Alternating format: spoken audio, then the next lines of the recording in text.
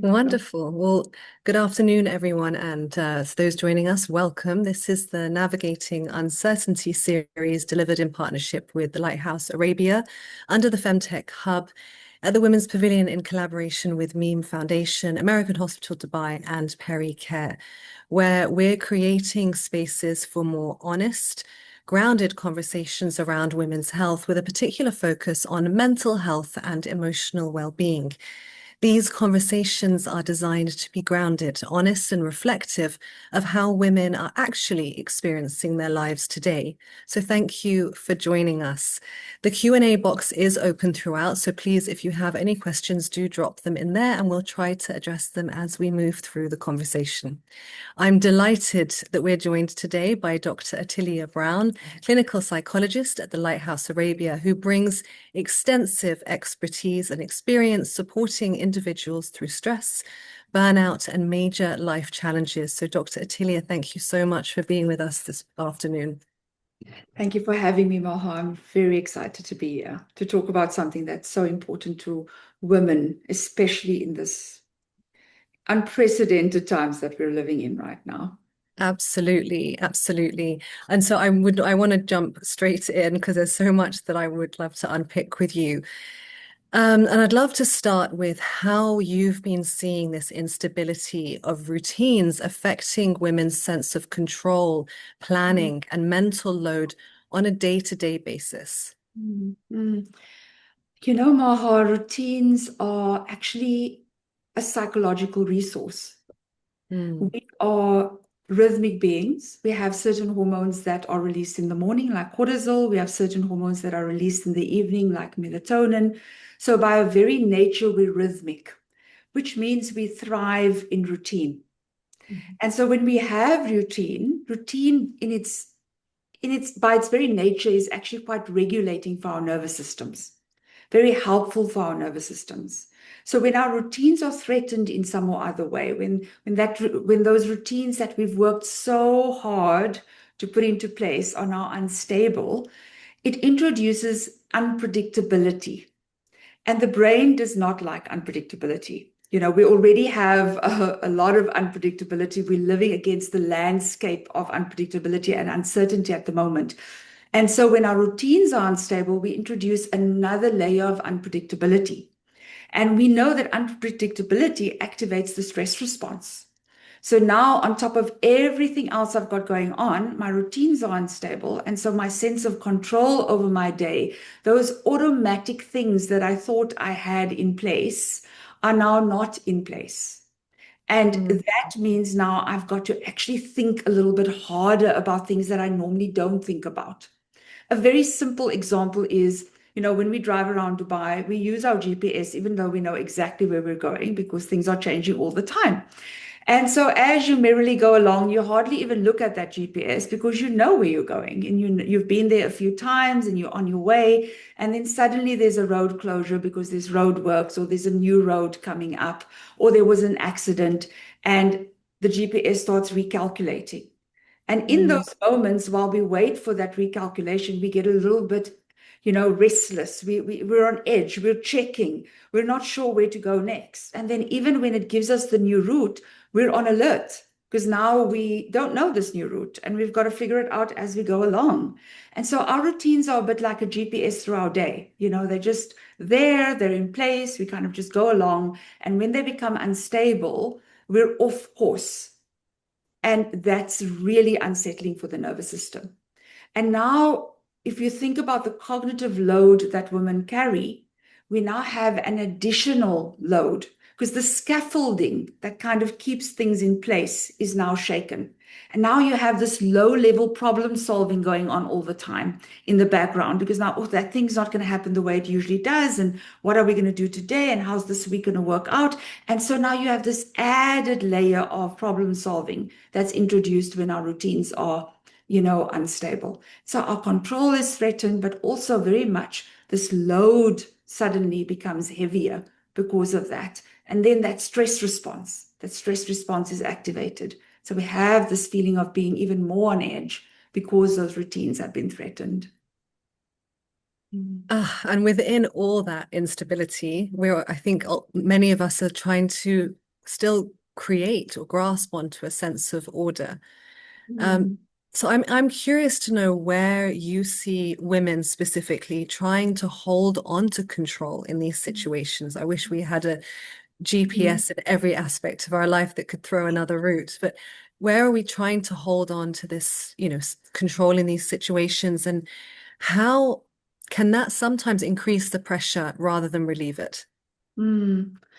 Oh, that's such a great question because, yes, women are trying to find other ways to increase control in their lives. And I just want to name upfront that that is very adaptive.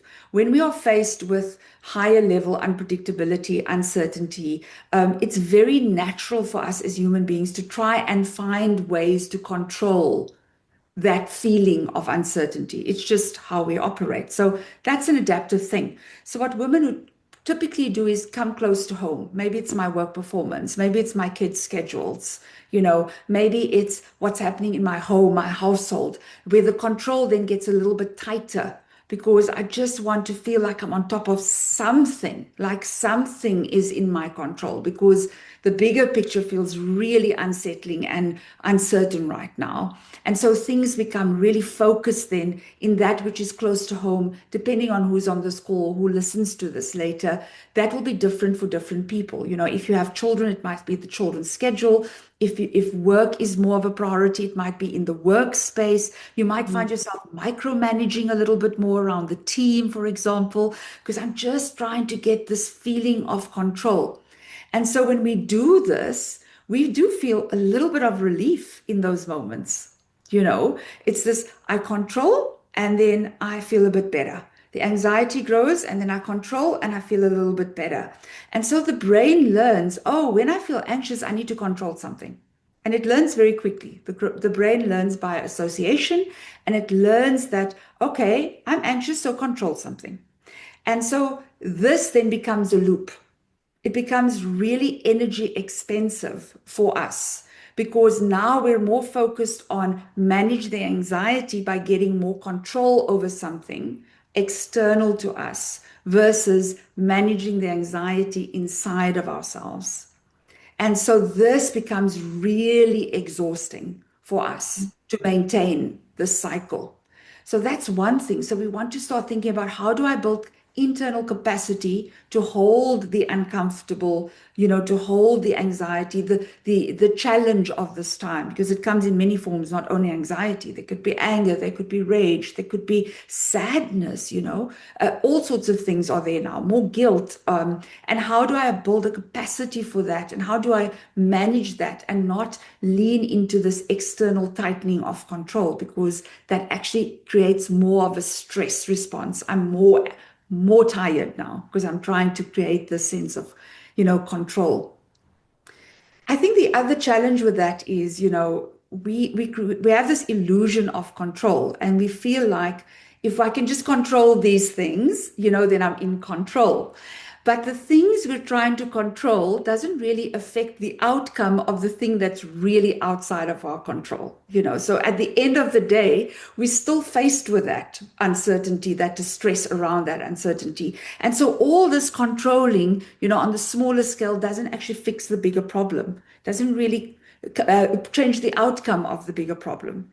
And so it also ends up feeling like a waste, like I still feel anxious about or worried about or unsettled about the bigger picture. It's still there, even though I'm doing all of this, work to try and control things closer to me.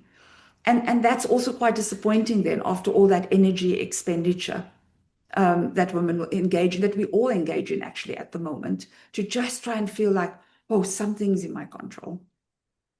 Yeah, that fatigue in uncertain times is something that keeps coming up a lot. And of course, as you point out, caregiving extends across different generations, across different roles. So how does the experience shift when caregiving extends beyond childcare, sorry, including aging parents or extended family? And what additional pressures does that create? Yeah, so many additional pressures for women. So we saw during COVID that women are the natural caregivers. Women are the people that are checking in on their teams and, dropping that little email, that little message, how are you doing? Are you okay? Women are doing that. Women are the ones, if they have children, looking after the kids, making sure they're regulated and that they're okay. And then women are also finding themselves in, especially if you're in the sandwich generation, women in their 40s, late 30s, 40s, early 50s, and then later into the 50s that are caring for aging parents or other extended family members that need from us. Because if we're from a collective culture, it's not necessarily only aging parents. It's an aunt, it's an uncle, it's that cousin that's really struggling. It's that sister that's really struggling. So that network of caregiving extends, a little bit wider depending on your cultural context and the expectations that are there. And so I guess if we talk specifically about aging parents first, the challenge with aging parents is that their need becomes greater over time. So if for example, some people are moms and caring for aging parents, as a mom, with time, children's needs become more independent. They gradually grow towards a greater sense of independence over time. Whereas with aging parents, the opposite's happening. And so you're watching your parents gradually over time become more dependent, needing more, struggling more, maybe having more ailments.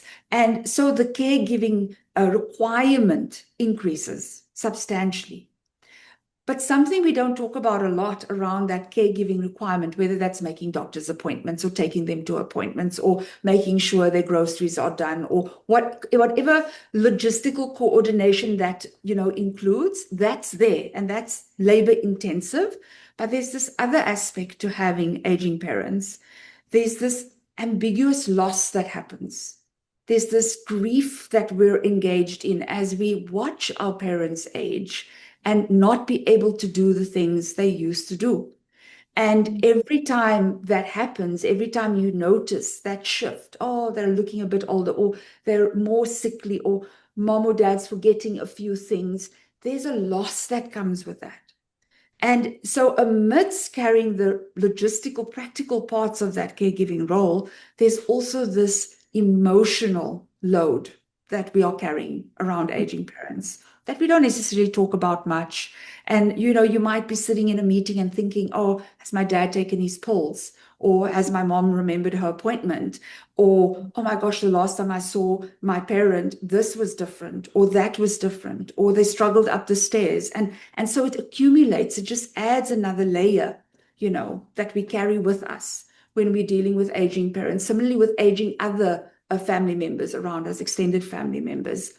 And then if we're dealing with peers that are in the extended family, right, there's also that pressure that comes with that because now I am, we're the same age or we're in the same life circumstance, but I'm caregiving a fellow adult.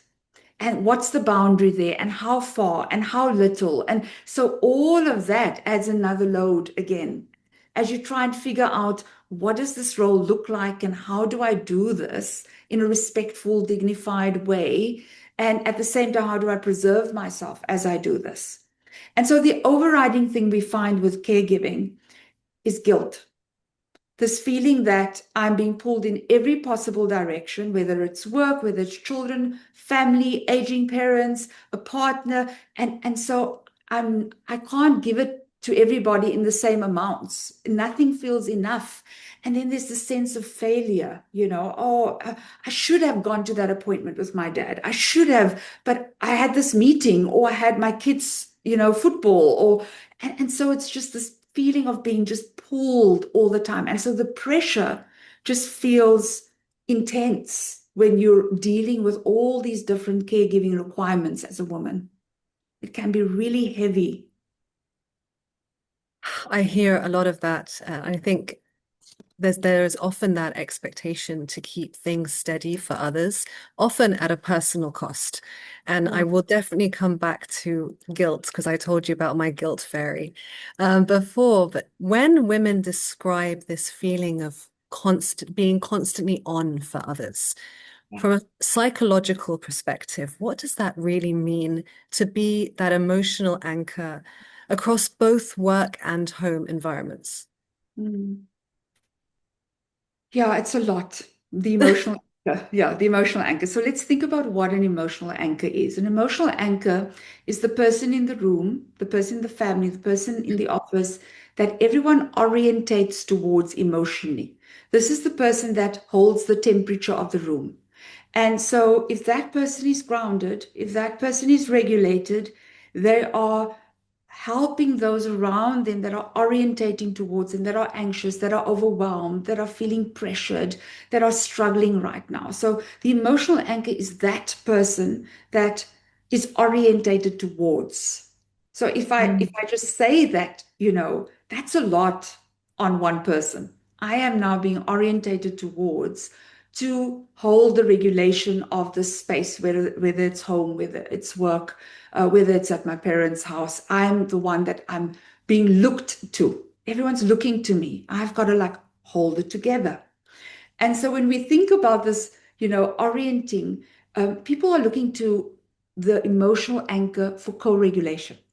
So our nervous systems are designed to co-regulate with one another. If you just think about when you hold a baby and it's crying and you make certain little cool sounds and your facial expression is warm, you hold them really close and they start calming down. So as adults, the very same thing. We co-regulate through proximity, through our facial expressions, through the tone of our voice, through our emotional presence. And this is how our nervous systems co-regulate with one another. So if you're the co-regulating, anchor, you're the emotional anchor, people are coming towards you for that co-regulation. Because, oh, Maha's calm. I'll just go and talk to her. I feel so much better after I talk to Maha. I'm just going to go and talk to Maha. But who's Maha talking to? And I guess this is the question with the emotional anchor. If everyone's orienting towards you, who are you orienting towards to get that co-regulation? To also have an anchor, to also feel grounded. And so I invite women to always ask that question, who am I orienting towards? Yes, myself, but also who's my people? Where's my safe space? Who's my safe people that I can orient towards? Now, the other side of that, of course, is this concept called emotional contagion. So emotional contagion is this wonderful way in which our brains and our nervous systems are designed. We have things called mirror neurons, and our limbic system, which is our threat system of the brain, is designed to pick up other people's distress, to pick up anxiety, fear, panic in other people. So if we think of it evolutionarily, when I pick up anxiety from someone else, I feel that anxiety in my nervous system, and our nervous systems synchronize very quickly because now we can collectively respond to a threat. So this is really helpful, right? It's also helpful in terms of empathy. If you're approaching me with sadness, my mirror neurons pick that up, and I'm not going to go, "Hi, Maha." I'm going to immediately pick that up because of those mirror neurons, and I'm going to be gentler. I'm going to be calmer. I'm going to meet you where you are. So while this emotional contagion is wonderful to keep us safe under threat, it's beautiful in terms of empathy expression. What happens is if you're absorbing people's anxiety, so you're maintaining the sense of regulation, you're maintaining this emotional groundedness, that doesn't mean your nervous system is not feeling everything that's going on around you. It's still absorbing all of that. It's still holding all of that. And so it becomes so important for us as women to understand the emotional labor of being emotionally stable and present while I hold others that are not necessarily emotionally present or emotionally regulated at the moment. And that's actually called emotional labor.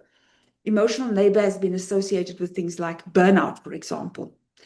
So our needs are really important, making sure that we have a space to also express our needs and our emotions are really important because if we do this for a long period of time, we either become numb or we have a blow up because the nervous system cannot maintain that indefinitely. It has to at some point say, I'm here, I'm struggling, and it either does that through numbness or through some sort of big expression, inappropriate expression to something where you're like, why am I behaving like that? This is not proportionate.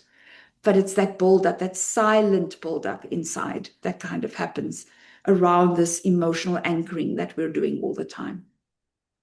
And alongside all of that is that internal dialogue that shapes how we process all of this.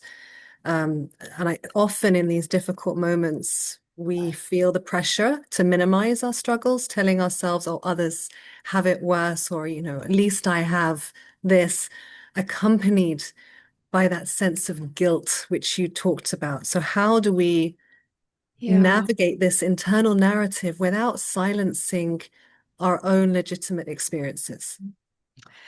Maha, we had a little joke about this when we met up last week to talk about today. This is something we're often conditioned to do, we grow up in homes where we're taught that other people have it worse and, it's not so bad and come on now, be strong and pull yourself together and all of these things. And so when we think specifically about minimizing, it's this concept called comparative suffering. It's a long-standing psychological framework that is probably the least useful psychological framework ever. Nowhere in the history of humanity has comparing our suffering to others been helpful. It has never been helpful. So you might for a very short moment feel, but literally what you're doing by minimizing what you're feeling, what you're experiencing, doing this through comparison, is you're invalidating your experience. You're invalidating what's going on for you. So I'm just going to use a very silly example of a headache. When you have a headache, you notice you have a headache, and then you don't necessarily take care of that headache. And you just like, I don't have time for this right now. And you just keep going through the headache. You just keep going. Eventually, the headache gets so bad that you have to take medication, or you have to lie down, or you have to cancel something. I can't go out for that dinner now because this headache has now grown to dramatic proportions. And so initially, I was minimizing my headache throughout the day. And if I just paused in the beginnings of the headache, and I just said, do I need a glass of water? Do I need to just pause for 5 minutes? Do I need to take that Panadol? What does this headache need from me right now? And address that headache. It would not have expanded itself throughout the day, and I would not have had to cancel those plans I was looking forward to in the evening.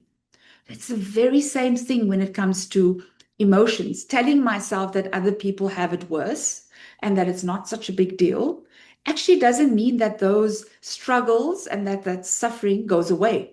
It just builds up inside of us. It just finds another way to say, I'm still here and it's hard, and so I would say it's really important for us to try and live in the and both, and not the either or. The and both is the space where I can look at what I have and what I'm grateful for, and I can be grateful for those things.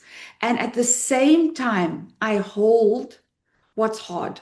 So it's not either or. If I'm grateful, it can't be hard.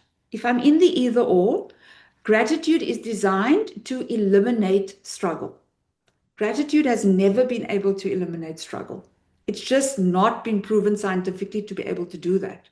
What gratitude does is create a container for struggle. It creates a space in which I can hold my struggle very differently. So I can be grateful. I can be grateful for a job I have, and at the same time say, this job's hard. I'm really struggling. It's very stressful this week, and I'm grateful for the job. And so the two can be next to one another. They can live next to one another. And as human beings, we have this remarkable capacity to hold paradox at the same time. We can just do that so well as human beings. So it's a mindset shift. I don't have to live in the either or. I can live in the and both. I can be grateful and I can hold my struggle. And actually, the sooner I hold my struggle, the sooner I build capacity to be able to be there for others, because that's what I'm, really important to me. And I want to be there for my partner or my kids or my parents or my colleagues. But if I am not building space for that struggle, I'm not holding that struggle, then I am not going to be able to have that capacity. So at this point, I want to say the and both goes very well with self-compassion. Self-compassion, this self-kindness. You're never going to tell a friend when they say, oh my gosh, it's such a hard day at work. My boss was really difficult today, and my kid got sick, and I couldn't leave to fetch them. And in the middle, my mother called, and she sounded really confused. And you're not going to say to that friend, well, other people have it worse. And yet we feel very comfortable doing that to ourselves and just dismissing our struggle. So instead, we want to approach with the same kindness we would a friend, the same words we would a friend.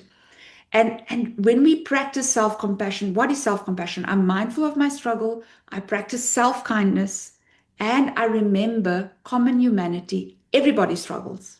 Everybody struggles. And when I join that common humanity of everybody struggles, my container for vulnerability and connection is bigger.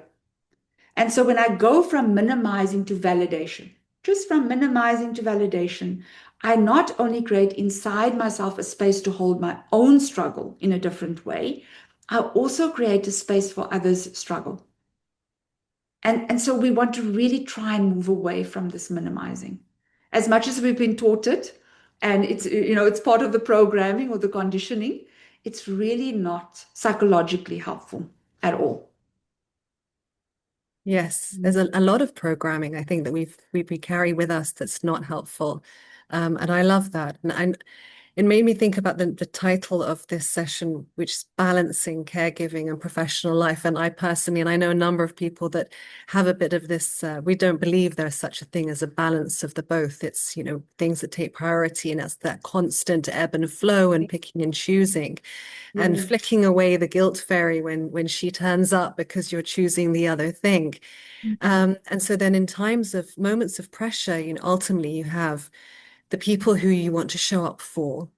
And then you have professional life, your job, your work commitments. And then the third element is yourself. And what we often see with women is this pulling away from the connection that we need for ourselves, canceling plans or stepping away from support systems to cope because it just feels too overwhelming. We just don't have that capacity. So how can we begin to shift that, both in how we seek support, informal and formal, and how can we stay connected even when we feel it's just too overwhelming to do so?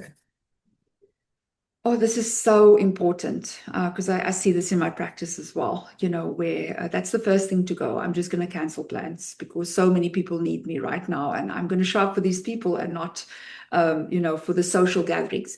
So I think the mindset needs to shift that social connection is not a nice to have. It's not a luxury. It's actually a psychological and physiological resource. Now, of course, right now we're very tired. You probably don't have the energy, I know I don't, to dress up and go to somewhere loud and, be in a very big group. So I definitely do not have the energy to do that. So it's about redefining how I'm going to maintain my social connections right now. I can't necessarily do them the way I usually do. I don't even want to do them the way I usually do. I don't have the energy for it. So what am I going to do instead? And how am I going to make sure I still get a bit of that connection? Connection is psychologically so important for our mental health because I just described the co-regulation, right? And how co-regulation is regulating for the nervous system. But we even see the research on loneliness and how loneliness affects physical health. Immune functioning is affected. It even increases mortality risk.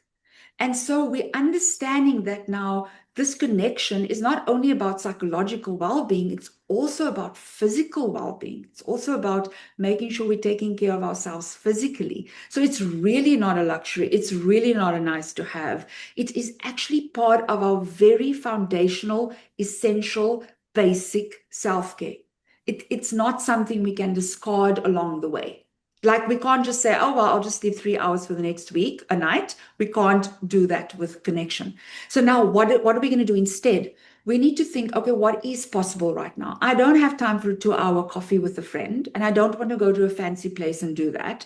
So maybe we're going to meet for a half an hour walk instead. Or maybe I'm going to ask her if I can phone her while I'm driving home from work, and we can just have a bit of a catch up, or maybe it's a WhatsApp where I'm just saying to someone, I'm having a really tough week. Can we find a space to just be in our workout clothes or in our PJs or whatever it might be, right? Why is it even more important? We actually find that in addition to actual connection, perceived social support, the fact that I might not be reaching out to my support, but the fact that I know I have it is equally protective. So that means I have to keep investing in my social support network. I need to, because just knowing they're there, just knowing I can call Maha and, she'll make a space for me. I might not call her, but I know I can. That in itself is quite protective when we're going through high stress periods. So we want to redefine what does that look like now. It's not going to look like it looked, before the 28th of February. But what can it still look like, and how do I still prioritize it in a very different format so that I still get that much needed connection, especially understanding the psychological and the physiological benefits of connection. So it's just thinking, how am I going to do it differently? Okay, we've got some questions coming in the Q&A, but I just want to build on that first. We often hear about self-care. It's a term that's used a lot on social media, especially, but in reality, it can feel completely out of reach, or it's positioned in quite a self-indulgent way. So how can we as women be thinking about self-care in a way that's realistic, not framed as something being selfish? I think it's because, this is such a great question, because I know self-care has taken on a life of its own on social media. And so I think it's become something glamorous or luxurious or self-indulgent, or as you say, selfish. And we really want to go back to what is self-care. Because self-care equals we care, literally. If I don't self-care, I can't care for others. I don't self-care, I am not going to have anything to give to anyone else. So we want to really redefine, or not redefine, we just want to go back to what it actually is. Let's just go back to what is self-care. Self-care is sleeping enough. Self-care is eating nutritious meals. Self-care is moving our bodies. And maybe you don't have the energy to go to the gym or run for 5Ks, but it's moving my body in a way that, and this is also self-care.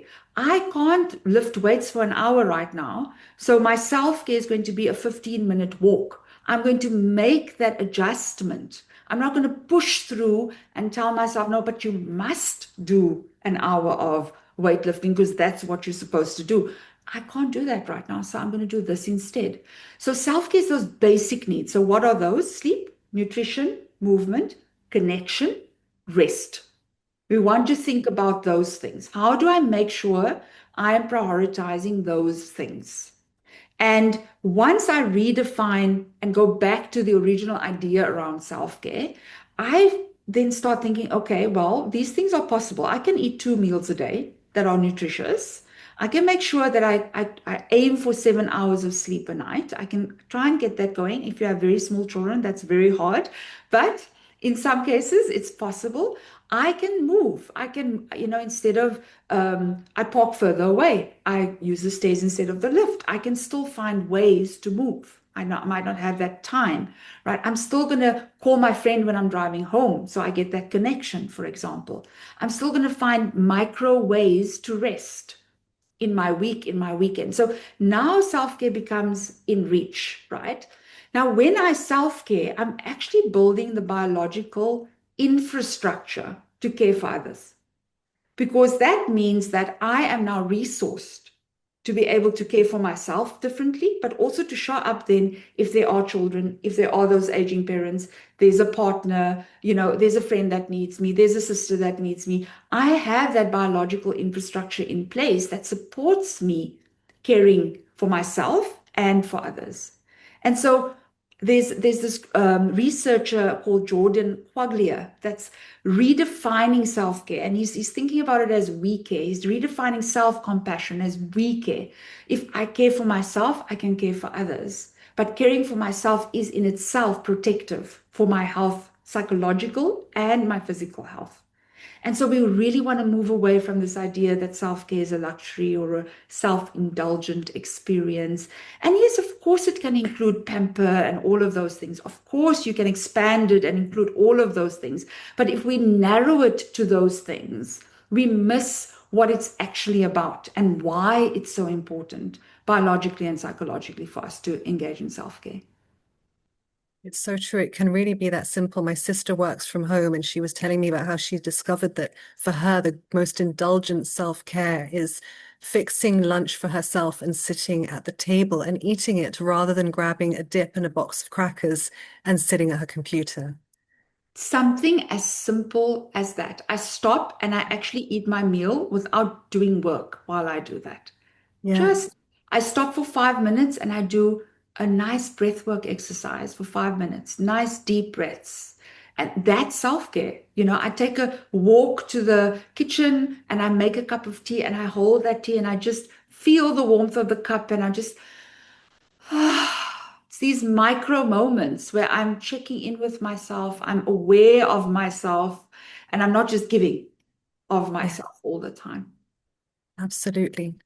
Okay, I'd love to we've got some few questions that have come in. So the first one is, do you feel like daughters are expected to take on more when it comes to caring for aging parents? Yeah. This is a great question. We are a long way off from, the load being shared equally.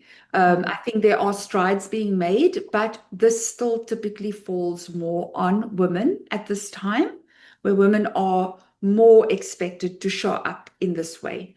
Now, there are certain cultures where the eldest son is expected to do that, and so then it often falls more on the eldest son, depending on the cultural context. But generally, we are there doing the heavy lifting, caring, caring for the parents. So the next question is, have you seen women feel guilty no matter what they prioritize, and why do you think this is? Yeah. I have absolutely in my practice seen women that feel guilty no matter what. And this usually comes down to something around how I've been conditioned as a woman, as a girl, first as a girl child, and then as a woman to be in the world. And so there will then be certain beliefs that I hold about how I'm supposed to be versus the reality of what is logistically and practically possible for one human being to do. And I think this is the mismatch, the conditioning of what women are supposed to be doing and the reality of what we can just do in a day, in the 24 hours. These things do not align. And so I think there was a time when women were at home, and then there was a time where women were sold the idea that we can do anything. We can do it all. We can do it all. We can have, the full-time job and run the home and have the family and look after the aging parent. And the reality is this is a lie that was sold to us. We can do those things in the context of support, in the context of a tribe, in the context of community. In that context, we can do those things. But by ourselves, that idea that we can have it all and do it all is actually not true. If we think about 1950, 1960, dad came home and read his paper and a full day of work, intense day of work, made sure the family had everything they needed, but then had the support of the home to help him do those things, to help him go out there, get the promotions, earn more money, travel for work, do all. So there was a support structure in place for dad to be able to do those things. And so why would we think that we as women would not need that support structure to do these things? We do too. And so we can have it all when we have it all, which is that support structure around us. And ask for help. We are not very good at asking for help because we've been told we should be able to do these things, right? We should be able to do it all. And so, yes, I do see women still feeling guilty because the conditioning and the reality of what is practically possible for a human being to do in a day does not align with one another. And then I hold myself to this impossible belief that I have about what I should be doing versus what is actually possible.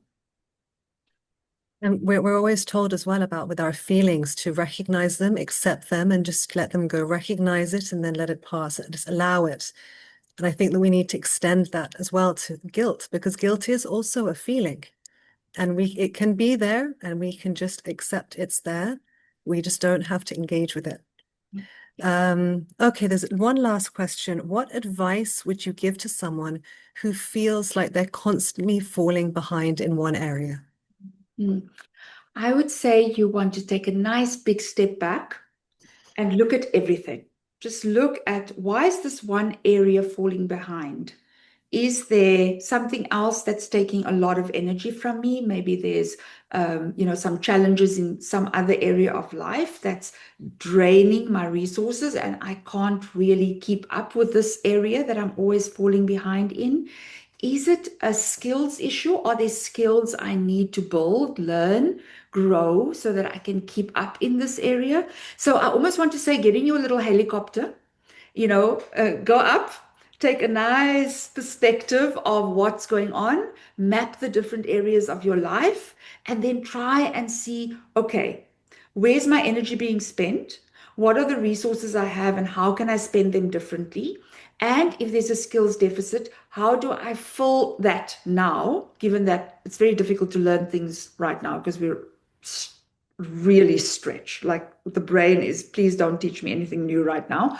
So just thinking, maybe that's not something I learn now, but it's something I peg for a few months' time when I have more resources so that I can learn that skill so that I'm not falling behind in that area.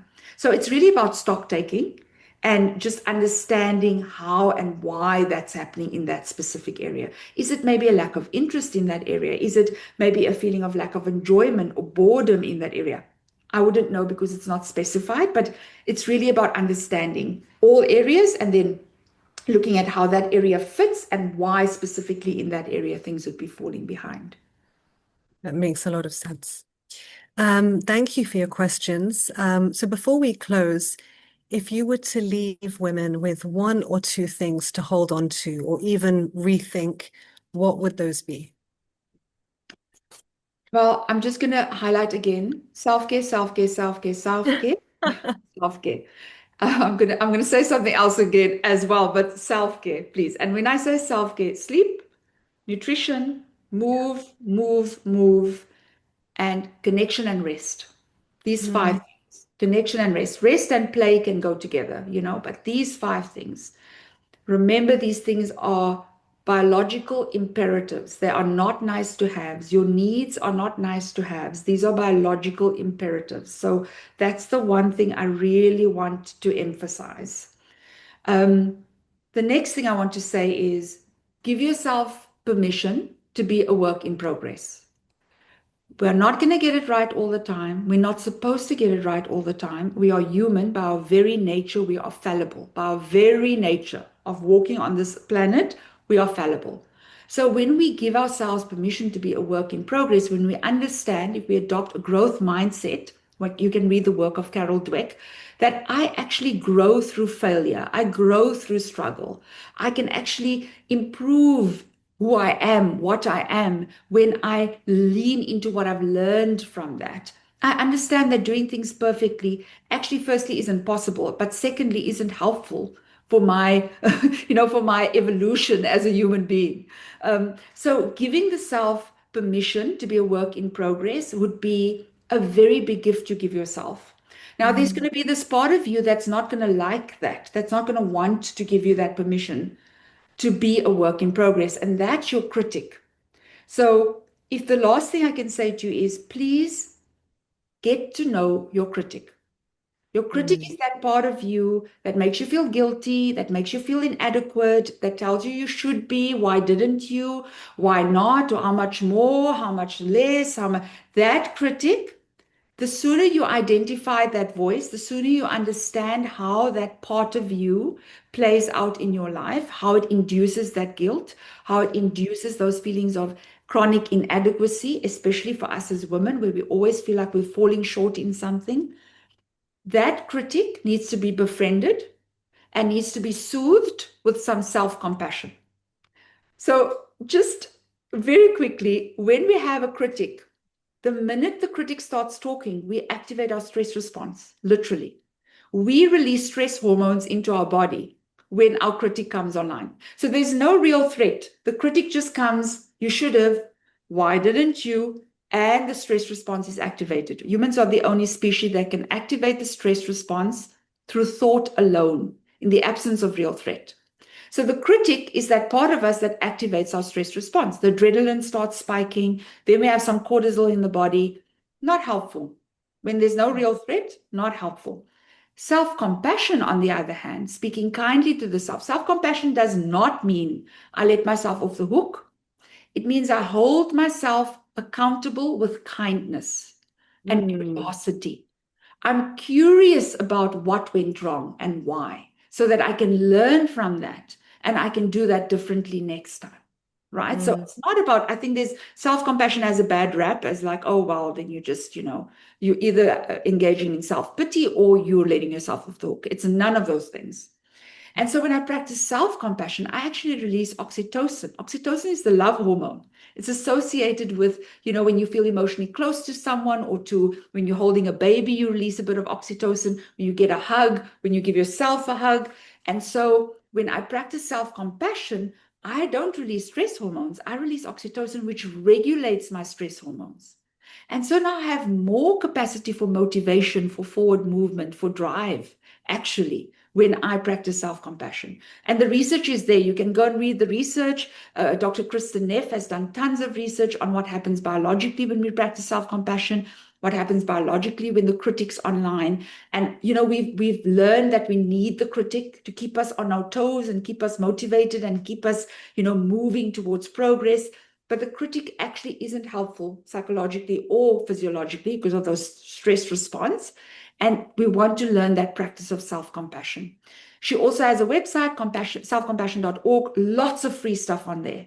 So if you want to engage in that practice, if you're curious about it, just go and check her out. Go and see what she's got available and start getting curious about that critic and thinking about how you can soften that critic, befriend that critic, and introduce that self-compassion.